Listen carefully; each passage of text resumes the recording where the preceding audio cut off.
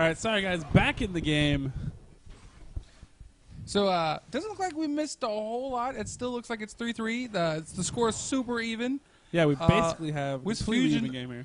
Oh, under a lot of pressure. Otter coming under turret. He actually comes back under turret, knows he was going to die possibly, so just comes back to put as much damage as he can on there. I'm not quite sure about that decision, but maybe he felt like he had a kill there.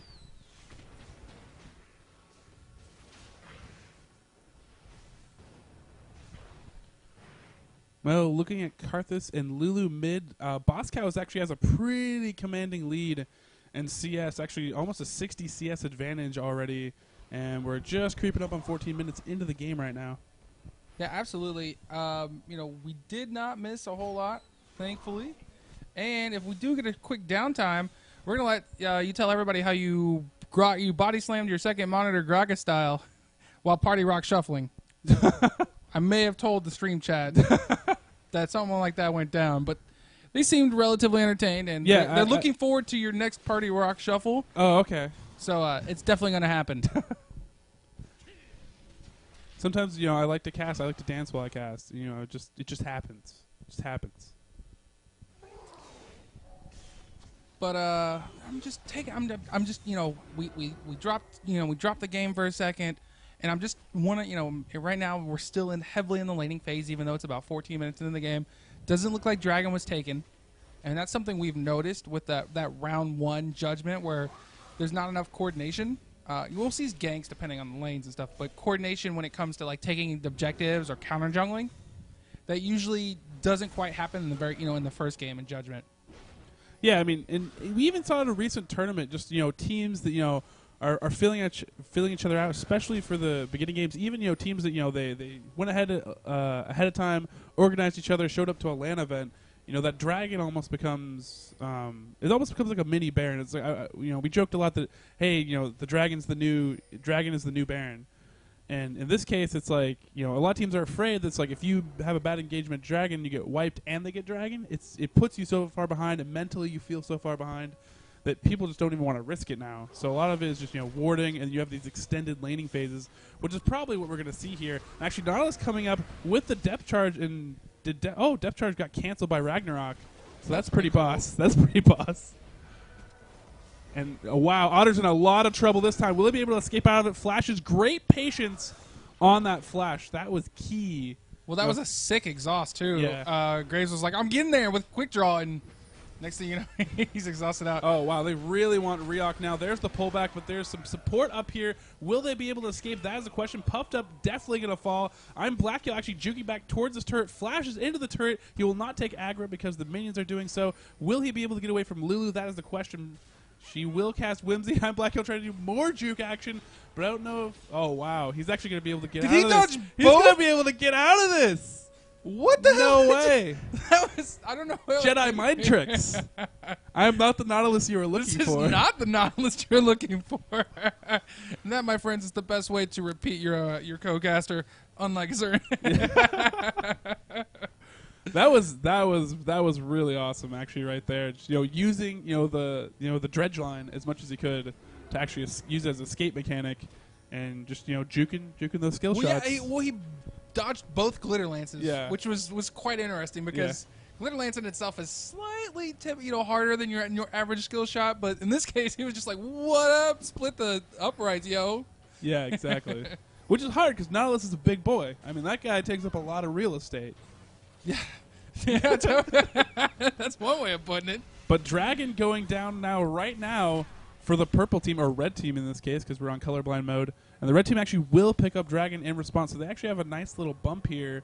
They have a kill advantage, and they just pick up a Dragon, so they're creeping just above 1K at this point. Well, and Team ImBlackYall, you knew that they had a ward there, and they knew it was going down. They realized they probably not going to get there in time to stop it. And right now, Karthus is 2 levels behind Boscow. Yes, Boscow is farming like a madman. He's approaching 170 CS, and Karthus is just cracking the 100 mark right now. And so I mean, and this is great. We're watching the exchange go down here on top. We've got Puffed Up, who's got a level advantage here on Ryok, and he's probably going to get him 1v1. Now, in mid, in terms of matchups, Boscow is probably going to have an advantage over any other mid player. out there, except for maybe Zongu Pro or Yeah. Sewer King or whoever Sewer Thomas Kings, Hughes, whoever Thomas Hughes playing. Mainly because Boscow is one of the better AP mid players here in the Pacific Northwest. Yes. At least high ranked, and there aren't that many. And solid they AP mid players. really want him right now. That's a lot of slows. The dredge line does land. There's the ult right there. Is going to give a slow and probably going to help her escape. And Lee Sin's coming in to support. They're not going to be able to convert a kill on this. So a lot of spells and cooldowns and an ult cracked from Nautilus. And he's going to be able to escape nice and free right now. Yeah, and so what I say is, so Boscow will have a natural advantage in lane. But in this situation, we can realize that, it looks like Puffed Up has an advantage over, and in terms of top lane, the team ImBlackYall is going to have, it looks like they have almost a natural advantage, not only in having a champ select where they have Jax right now over Olaf, but he's winning that lane early, even though, or just winning that lane overall. But it's funny to note, too, that actually Puffed Up is because they've been so aggressive in trading up top, both top laners have actually lost, given up 4 kills so far in this game. So Jax actually has a farm advantage, about 20 CS farm advantage, and he has a kill advantage, but they both died 4 times, which is pretty ridiculous. A lot of aggression going on up there. Yeah, I mean, for me, as a jungler, I'm, for probably the first 15 minutes of the game, let's be real, for probably most of the game, I don't care about bot lane. Bot lane doesn't exist unless I know I'm going for some sort of dragging objective.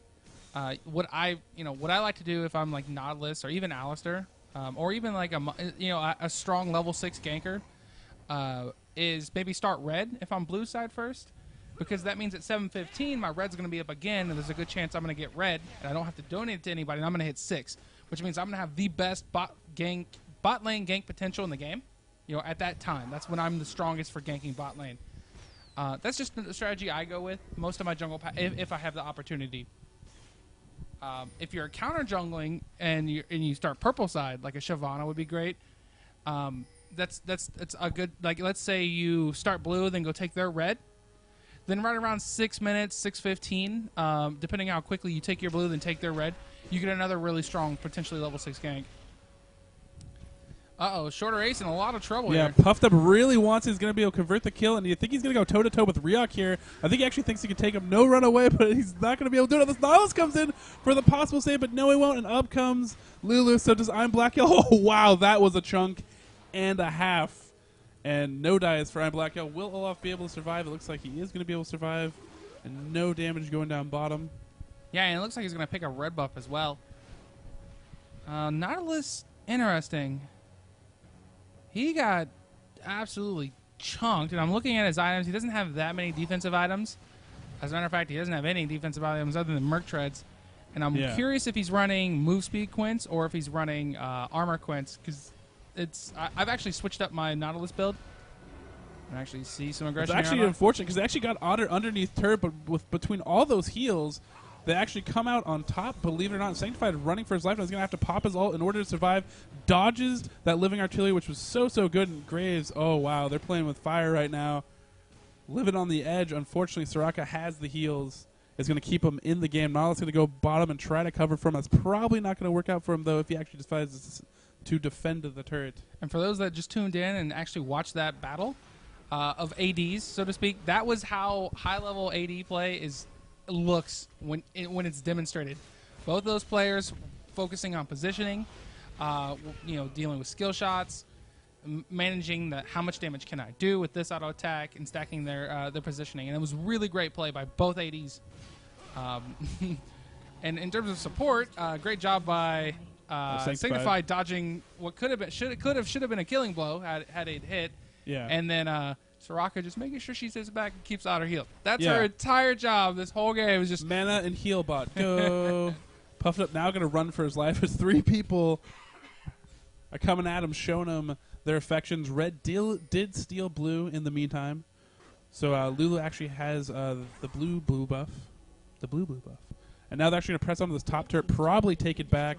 In response, looks like blue is actually taking red turret after their own turret had fallen bottom. So both teams trading turrets, top and bottom. The only one, the outer turret left standing, is the red team's mid turret. And Otter now getting chased down by Jax. Actually flashes. I don't know if he's going to be able to escape out of this. Great slow by Karthus. This should get converted, and it will.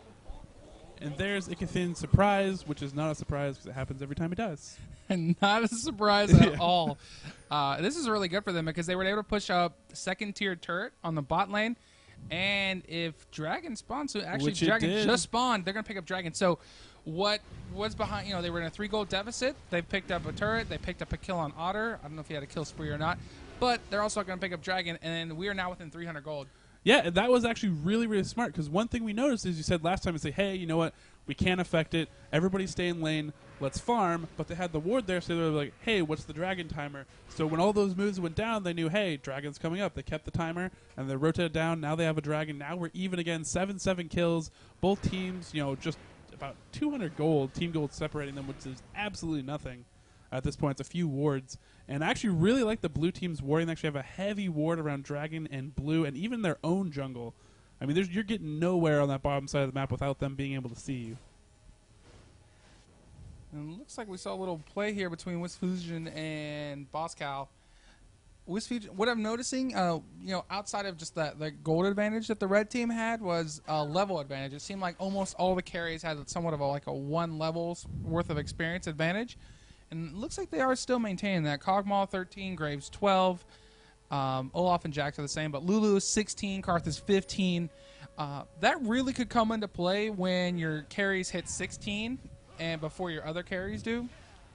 So it's just something to think about. And Nautilus has got to be careful here. He's getting in there. He's initiating a little far ahead of his team. Yeah. I mean, which is, something, for a lot of tanks or initiators, something to pay attention to. Make sure, 1, your team's going to follow you, and you trust that your team's going to follow you, and 2, that they're close enough that they can follow you. And right there, a little bit aggressive. And sometimes you see that, that big, juicy target, you just want to grab it. Oh, man, I can tell you right now. And my biggest problem was always initiating too far away from my team. Mm-hmm. Personally, I take the initiator role somewhat seriously. Yeah. I mean, it's kind of at main. It's probably that's why I would play jungle. Yeah. Because you hate to be that guy where you hate to be like, oh my god, if someone would just initiate so we could win a fight. So exactly. It's like, you depict when the fight happens or when and where it happens as an initiator. You just got to be careful initiating either too soon. And here's actually quite a bit of exchange under. Yeah, turret. actually, they might get Boscal. Boscal's actually going to heal himself and might survive. No, he's going to go down to actually Sanctified of all people, who's underneath the turret, not taking aggro. Now he will. Feeling that nice little ping sound you get now from turrets when you are targeted. Well, that was actually a solid play. Normally, you don't want to focus on Lulu at all. Yes. Her entire kit says you won't be able to kill me. Yeah. Or whoever you want to kill. But it was funny. She just constantly got popped up. I think she got Jack stunned. Then she got knocked up by, Jordan, don't give up that blue buff. He doesn't want to. Good, another little dodge there. I just need one last shot. Wow. He went down to red buff. That's what it was. I was trying to figure out because nothing hit him. I was like, oh no, the ghost, the butterfly landed on him. He died. Yeah, these guys need to be careful. Otter does have an Infinity Edge here on Kog'Maw, and the sooner he turns that into a Zeal and or Phantom Dancer, look out. The point at which if you don't kill Kog'Maw, he will kill you. Yeah, I mean, he's going to become the main focus in a lot of team fights here, because if they focus on Lulu again like that and Kog'Maw just sits there in the back, he'll kill everybody. This is a bold call here. I think they actually have time to do it. Kog'Maw does a ton of damage to Baron, and you have a Lee Sin execute, and you've got it's a rocket here to sustain them, so they won't, even if they take this, they won't be that low. So it is really, really close. The rest of the blue team is coming in here. They might pick off Boscal in the process, but now Baron Buff has caught an immediate retreat from their team, retreating away from with the Wall of Pain to cover them, which is a very, very good idea. And BlackYall's going to have to be very careful here. Doesn't want to lose that Oracle, although he did pick up an Oracle, so now they're going to actually be able to get rid of a few wards now, but now they do not have, they don't have the initiative right now. If they decide, to get in a fight here between these two teams, Red is far enough ahead that they're going to be in a lot of trouble. And ImBlackYall might get picked off here. Unfortunately, he's going to dredge line to try to escape out of this. Shirelia's Reveille is popped. Great little job right there from Sanctified, actually getting his buddy out of dodge. Yeah, these guys want to be real careful. They can give up any amount of turrets, and this is what's going to happen. They're going to give up all their tier 2 turrets. Yes. More than They likely. don't want to give up an inhibitor, but they don't want to get aced for it, Yes. under any certainty. looks like Nollis is back up here, or at least healed back up. What they could do is actually take a fight. If the enemy team actually engages under turret, they could take a fight and actually come out even or ahead, even though the enemy team has Baron buff. Especially if they go like zombie Karthus. And it looks like, Jax is getting a little too far Jax is there. all in. He really wants Otter, but it might be for the worst here. But now they're actually going to pick off Lee Sin. Now Jax is falling. Riot coming back in here is going to back off, and both teams going to have to back off. And it looks like blue team getting the worst of that again. They don't have any sustain left besides Alistar, that Baron buff, and that Soraka. Just going to keep red knocking at their door. They have a fresh wave right here, and Otter's going to focus on that turret, chunk it completely. I think they're actually going to pick up this turret and probably going to press in for the inhibitor after this, unless Bosco takes too much turret aggro. Yeah, I mean, and what they should have done was just let Karthus clear waves. I mean, Karthus is really good at clearing waves with lay waste, and that was. I mean, again, that's just a communication thing. These teams have not played with each other before, haven't had much time to practice. Although good headbutt pulverize. Yeah, great initiate right there. They actually pick up a kill. Karthus ult coming in. Wizfujin able to survive without a lot of focus, but now he is getting focused. Now he's going to turn on to Otter. Not a great idea. Actually flashes right away, trying to give Akramed some room, but Akramed might not live through this, but they're going to pick up Boss Cow in the process. Karthus is finally going to fall. Soraka, though, getting caught out, and Otter's in full retreat. Doesn't want to have any business here, and they will be able to stave off the turret getting dropped right, or the inhib getting dropped right there. Great job by blue team. Great crisis management. Good in and out. I liked that play right there. Yeah, actually, I mean, that's a turnaround for them. That could have not gone any better. It could have gone a lot worse. They could have lost the inhibitor. They could have lost other tier 2 turrets.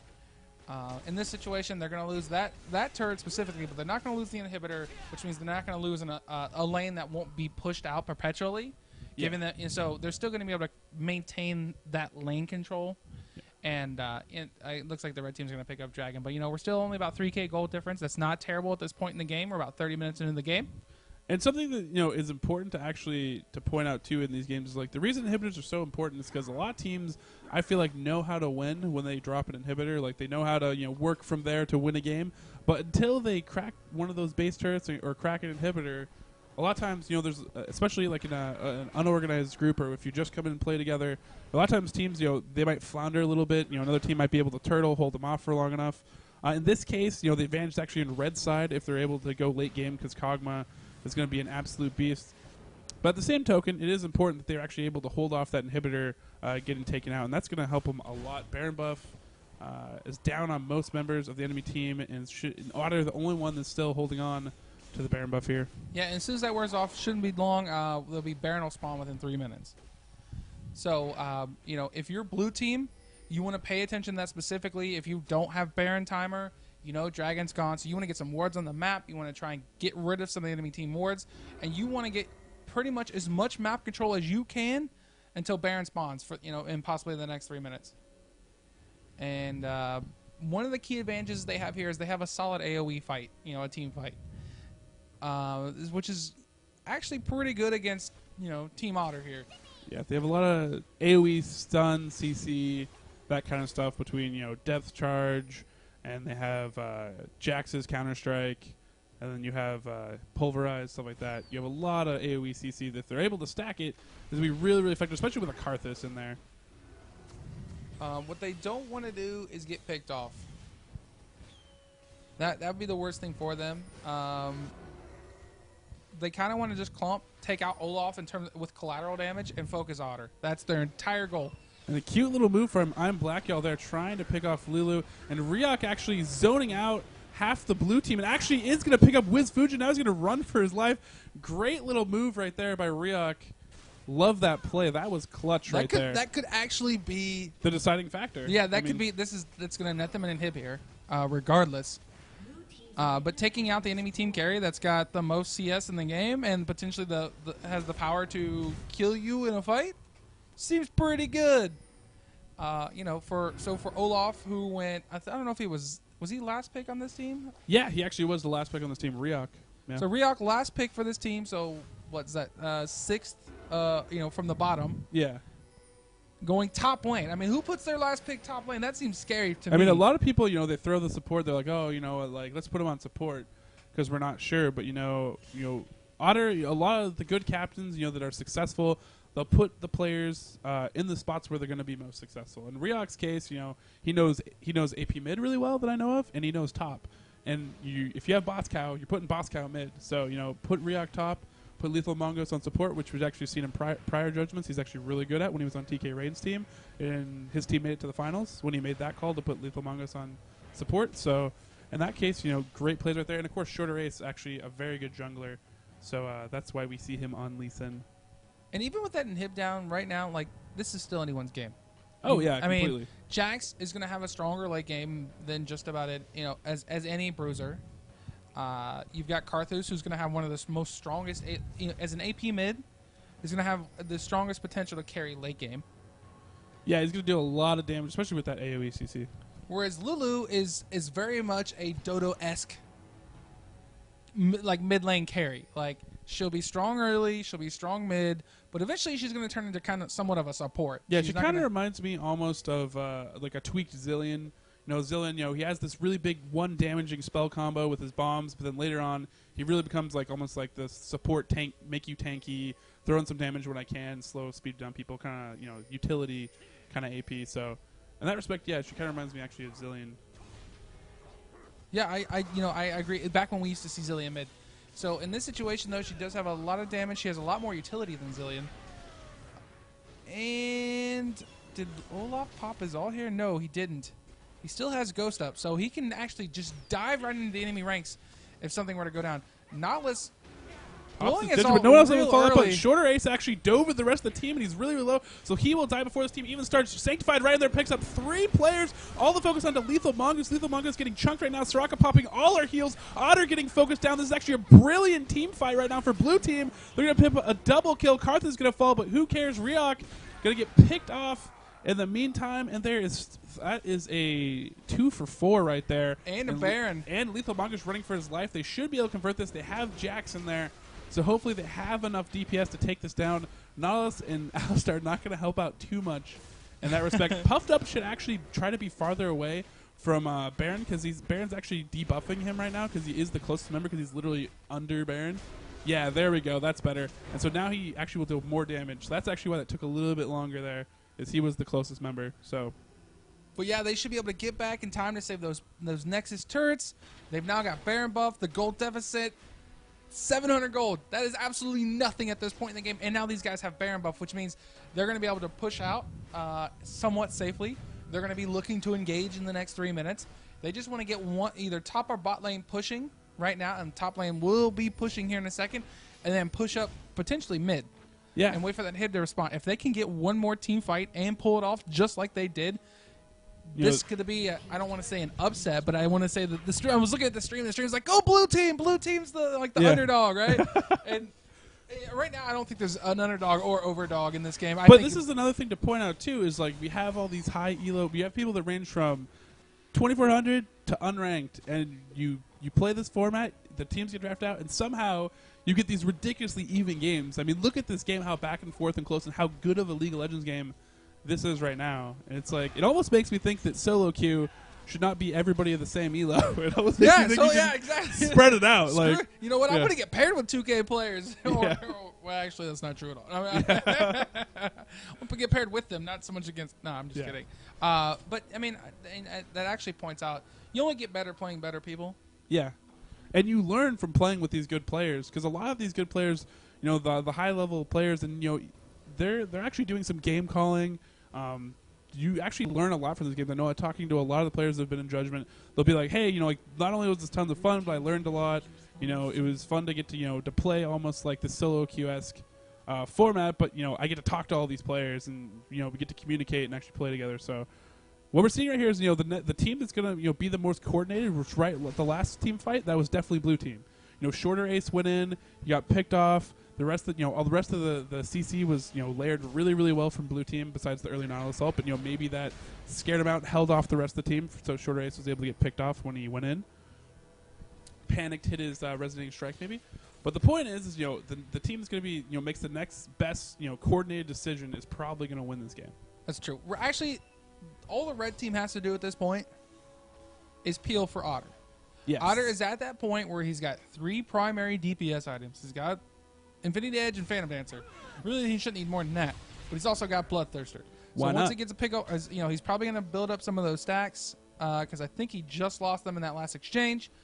But if Lulu can save her ult, you've got Soraka just popping heals, possibly getting a clutch silence off on Alistar. That's the best thing she can do, by the way. When Yes. Alistar goes into flash pulverize or headbutt pulverize, if she can get that silence off, that will save lives. Let me tell you. Which is really important too even in the laning phase. If you're laning against an Alistar, if you're playing Soraka, always try to flash him. Be quick on those reaction times. Flash him when he headbutts in, and that'll ruin the headbutt pulverize combo and make people look silly. But yeah, like you said, like that will be really key in a team fight if she can stop that from what happened last time, where he was able to pick up 3-4 players from the red team. I mean, the blue team might be right now they want to get the game back to even now that they got Baron because they were behind a little bit, and they have a naked inhibitor. The inhibitor is back up. This is good for them in that regard, and they have regained map control. I would actually consider split pushing because there's no way you're going to clear a lane against Otter, unless these guys felt really confident in the AoE team fight and decided to like zombie Karthus dive under turret, which is really dangerous. It's a high risk, high reward, right? They have to make sure. If you pull it off successfully, congratulations, you may have just won the game, especially if your Grave stays alive. However, if you don't pull it off or you get reverse ace, they're going to run down and take your naked inhibitor. And possibly some Nexus turrets. And potentially the game. Yeah. So what I would have done here is I would have called for a split push. Normally, when you have Baron, you stick together as all 5. But against this team, you're really not going to be able to. You can't win a poke war. This is typically what you would do is I want to poke and I want to push. I want to put some damage on the turret. Oh, this is not a good engage. They actually got shorter ace, but that's not the target they want. They have to get Otter, if anything. And right now, blowing cooldowns. The key is going to be focusing on Otter, and there is the Shredder's Reveille. They want to engage now. They feel really confident. Jax does a great job jumping onto Otter, puts a lot of damage on Lulu, trying to protect him, but Otter's going to fall. Jax coming through in the clutch, almost picking up a double kill on Shorter Ace. They're going to turn around, pick another kill onto Olaf, and now the chase is on. They're trying to turn this around. Wall of Pain is up. Graves is still alive, going to be able to pick up Lethal Mongoose. Here comes the Karthus ult onto Shorter Ace. Shorter Ace will fall. Boscow still alive, trying to run down Sanctified. Will he be able to do it? And, oh, wow, that was a really good idea, trying to throw the smoke screen over to protect Alistar, but it's not going to happen. But, oh, my gosh, Boscow getting in there, but he's going to fall for the ace. So they're definitely going to lose at least a turret here. Lulu's down for 60 seconds now. So, remember when we were talking about initiating and so forth? I don't know who popped Shirelli's Reverie right there or who made the call, like, let's go, guys! You don't want to initiate on an AoE team. Yeah. You want to wait for them to try initiate on you. Then you run away and then poke them and beat them down that way. It could have been a lot worse. They could have lost the game right there. Right now they might lose an inhib. Or Otter might come and get a double kill. We're going to find out really shortly, ladies and gentlemen, because he is running. If they're smart, it might be a good idea just to back off out of this. Ackerman is going to eat the second one. No, he's not. Doing a little dodging. I think ImBlackYall. Otter is definitely going to pick up that kill here. I feel like that's okay. I mean, Nautilus is going to be down for 62 seconds here, but Wiz Fujin's coming back up. Karthus is going to live, and you got the inhibitor down. So I think that's a good trade at this point. I feel like for blue team, that's what they wanted. And as a red team, you have a couple options here. Their Nautilus is down. Yes. You could almost run down and take that naked inhib. You could feel almost confident doing so. It looks like what they're going to do is they're going to get these side lanes pushing so they can put more attention on mid. Because, what they want to do is they want to either catch them in they want to catch the enemy team off in transitioning because you don't want to fight them head on. That's, as an AoE team, you want everybody to group up. You want to fight on higher ground. You want them in a little concave position or have them initiate on you for some dumb reason. But hey, that happens, as we just saw. But that's what you want to do as an AoE team. When you're going against an AoE team, you want to kite, you want to poke, you want to peel, you want to play like Nidalee. Well, Nidalee doesn't peel, but she runs like really well. Yeah, it pokes really well. But we've got Baron up. Blue team's in a better position right now because Lulu was way too far away. But red team has a ward there. They know the enemy team's not taking it. She's going to have time to get to lane. Nautilus just spawned. He's going to be headed back towards there. This is what you want as a blue team. You have your mid lane inhibitor down for the enemy team. You want that lane to just push automatically, and you want to wait for them to engage on you or fight them. Like, this is the perfect spot, right on on the higher ground in a concave area. That's what you want. And looks like Jax is all in there, but he's actually onto Lulu, and Otter's actually in a really good position for this team fight, so this could be really good for them, except for the depth charge is actually going to pick up both players. Otter's trying to stay out of this, still taking a lot of damage. Lulu has used her ult on herself. Otter's going to fall in the process, and things going really bad for the red team. Boss Cow, the only one alive, and everybody's still up. I can't believe Puffed Up. How did Jax not die? I do not know. I do not know. And it was kind of weird because I felt like Otter didn't have to actually come down there, and he came down and got picked up by the Nautilus ult, and now they're actually just going to try to push home. And the only one's going to be able to defend this is Boss Cow, so Boss Cow's going to have to do some work because the rest of his team is down for 40 seconds, and we could see ImBlackYall taking down Otter, and the curse of Otter might continue because last time we saw him captain a team, he did go Boss Cow's attempt has failed, ladies and gentlemen. There will be no surprises, and it looks like ImBlackYall is going to win this game, taking down Otter. And again, like you said, chat, Elo doesn't matter. 2,400 Elo versus, what was ImBlackYall, negative 500? ImBlackYall's my duo, well, was a duo queue partner of mine. And let me tell you, that guy is heavy. But in this situation, he only had a couple misplays, but he played really strong. I don't know who was actually calling the game, but it went really well. So, great job. Both teams here. Team ImBlackYall moving on. We're going to jump in, get some results. I know Team Etsu won. I saw that in chat.